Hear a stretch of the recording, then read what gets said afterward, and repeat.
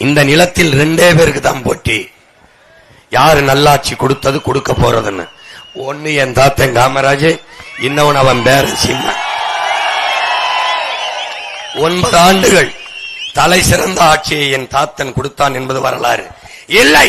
அவன் பேரன் அவன் தாத்தனையும் தாண்டி சிறந்த ஆட்சியை கொடுத்தான் என்பது இனி வரும் வரலாறு. இனி வரும் வரலாறு.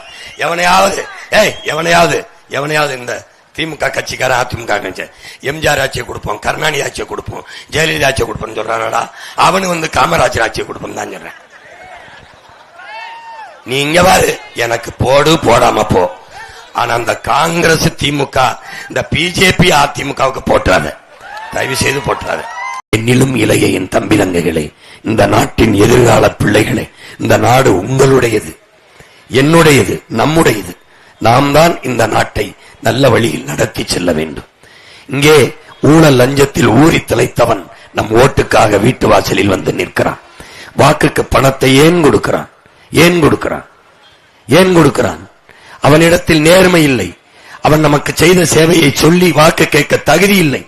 நான் உங்களுக்கு இதையெல்லாம் செய்தேன், அதையெல்லாம் செய்தேன், இவ்வளவு சேவை செய்திருக்கிறேன் என்று சொல்ல ஒன்றில்லை. அதனால் வாக்குக்கு காசை கொடுத்து வாங்குகிறார்கள். நாம் வாக்கை விற்கிற மந்தைகளா? நாம் வாக்கு விற்கிற சந்தையா? நாம் தமிழ் மக்கள் இல்லையா? நம்முடைய தன்மான உணர்வு அடமானமாக்கப்பட்டு விட்டதா? யோசிக்க வேண்டாமா? என் வாக்கு மிகுந்த மதிப்பு மிக்கது, அது விலையற்றது, அது என் உரிமை. என் உரிமையை ஒருபோதும் விற்க முடியாது. என் உயிரை இழந்தாலும் இழப்பேன், என் உரிமையை இழக்க மாட்டேன் என்கிற உறுதி நிலைப்பாட்டை என் அன்பு தம்பிதங்கைகள் எடுக்க வேண்டும். நம்ம அம்மா கீதா ஜீவன் சொல்றாங்க, அன்னை பனை ஏறி கட்டையை கட்டி ஏறிட்டாரு அப்படின்னு. சரி, உங்க ஸ்டாலின கட்டையை கட்டி ஏற சொல்ல, இல்ல உங்க கட்சியில ஏற சொல்லு. நான் இந்த பைத்தியக்காரன் கிட்ட சொன்னேன், கட்டையை கலெக்டரா நான் ஏறேன்னு. ஏய் விளையாட்டை பனையேறி விளையாண்டவங்கடா, விளையாட்டாவே பைத்தியக்காரன். இவங்க சொல்லுவாங்க இந்த திராவிடக்காரங்க, ஐயா கருணாநிதிலாம், நாங்கள் பணங்காட்டு நரி, சலசலப்புக்கு அஞ்ச மாட்டோம், பணங்காட்டு நரி சலசலப்புக்கு அஞ்ச மாட்டோம். பார்த்தவங்க ரொம்ப பேசிருக்காங்க. நீங்க பணங்காட்டு நரி சலசலப்பு அஞ்ச மாட்டீங்கன்னா பணங்காடே நான் தான். நீ பணங்காட்டு நரி, நான் வன்னிக்காட்டு புலி. கிட்ட வர முடியும். அதிமுக ஆட்சியிலே ஜெரால்டு பெனிக்ஸை காவல் நிலையத்தில் வச்சு அடித்துக் கொன்றார்கள். உன்னால் தடுக்க முடிந்ததா? கொன்றவர்கள் யார்? கொல்ல சொன்னவர்கள் யார்? அந்த ஆட்சியாளர்கள். அவர்களுக்குத்தான் நீ மறுபடி வாக்கு செலுத்தினாய். இப்போது இது என்ன சர்வதேச குற்றமா, பயங்கரவாதமா? பணை ஏறுவது அவ்வளவு பெரிய குற்றமா? சுட்டுக் கொள்கிறான். நான் நிக்கிறேன்டா, வீர மகன் பிரபாகரன் மகன் நிக்கிறேன். வா, நான் பணை ஏற போறேன், கல்லறைக்க போறேன்னு சொல்லிட்டாடா ஏறி இறக்குனேன். நீ நல்ல ஆண் மக்களாக இருந்தா என்னைய சுட்டுக்கலாம்லடா, என்னைய சுட்டுக்கலாம்ல. வீர மகன் சுடு பாப்போம். இப்ப கூட ஒரு நாள் குறிப்போம், தேதி குறிப்போம். நான் ஏறி கல்லறைக்கிறேன், சுடா பாப்போம், சுடா. குறிச்சு வச்சு தூக்குவேண்டா, குறிச்சு வச்சு தூக்குவேன். நான் சரியான நேர்மையான ஆட்சியாளர்களாக இருந்தால் தூத்துக்குடியில் துப்பாக்கி சுட சொல்லி உத்தரவு பிறப்பித்தவன் எவன்? சொல்லு பார்ப்போம். பேலிக்ஸ் ஜெரால்டை அடிச்சு கொள்ள சொன்னவன் எவன்? பனைமரத்தில் ஏறியவனை 2 முட்டிக்காலையும் சுட்டு இப்படி உயிரோடு பிணமாக்கியவன் எவன்? அவனை சுட சொல்லவன் எவன்? சுட சொன்னவன் யார்? இந்த கட்சி ஆட்சிகளுக்கு நீ திருப்பி ஓட்டு போட போறியா? மானங்கட்டு போட போறியா? எதிர்கட்சியா இருக்கும்போது பெனிக்ஸ் மரணத்திற்கு கதறி எழுத திமுக இந்த மணிகண்டனை சுட்டு வீழ்த்தியதுக்கு ஒரு கண்டனம் தெரிவிக்காதீங்க.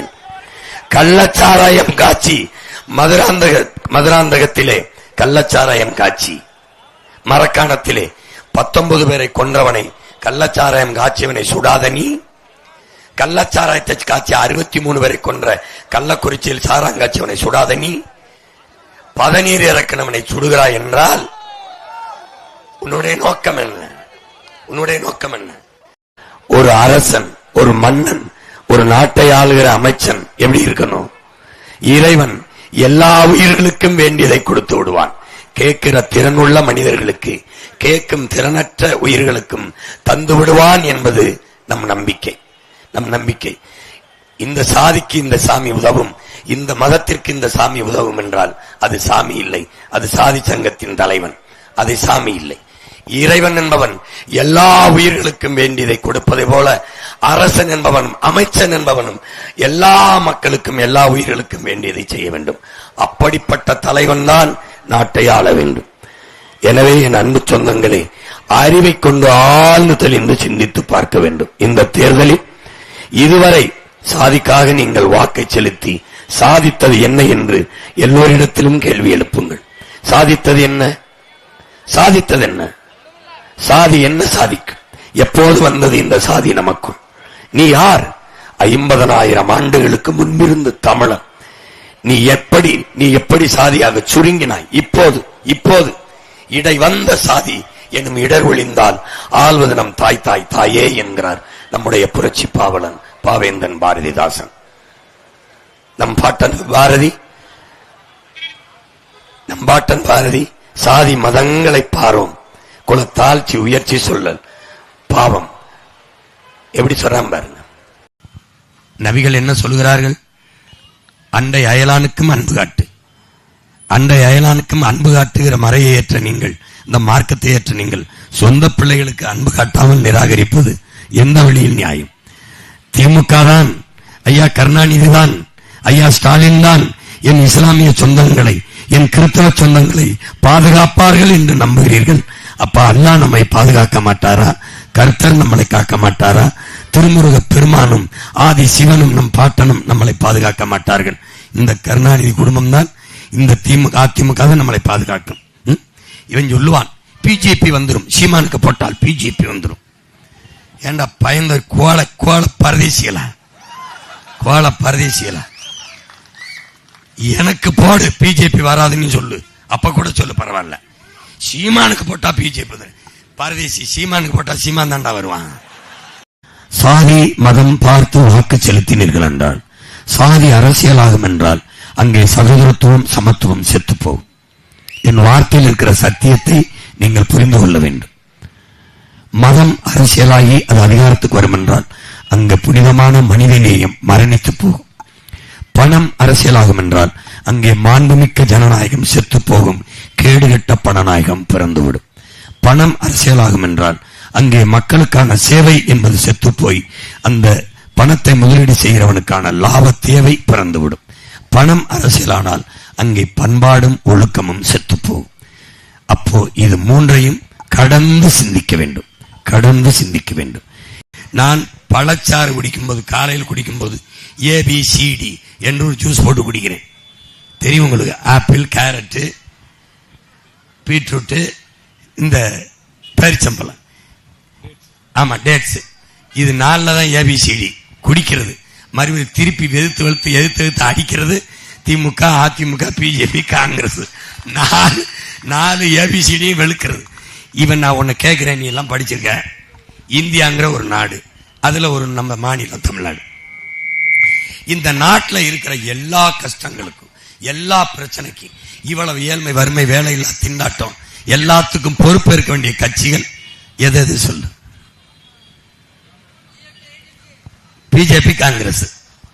பிரச்சனையெல்லாம் இங்க வரும். இப்ப ஸ்டெர்லைட் வச்சுக்கிறோம், கொண்டு வந்து வச்சவன் யாரு? இந்திய கட்சி பிஜேபி, காங்கிரஸ். வைக்க அனுமதிச்சவன் யாரு? திமுக, அதிமுக. நம்ம கல்வியை, நம்ம உரிமையை எடுத்துட்டு போனது யாரு? காங்கிரஸ். எடுக்கும்போது கொடுத்தது யாரு? திமுக.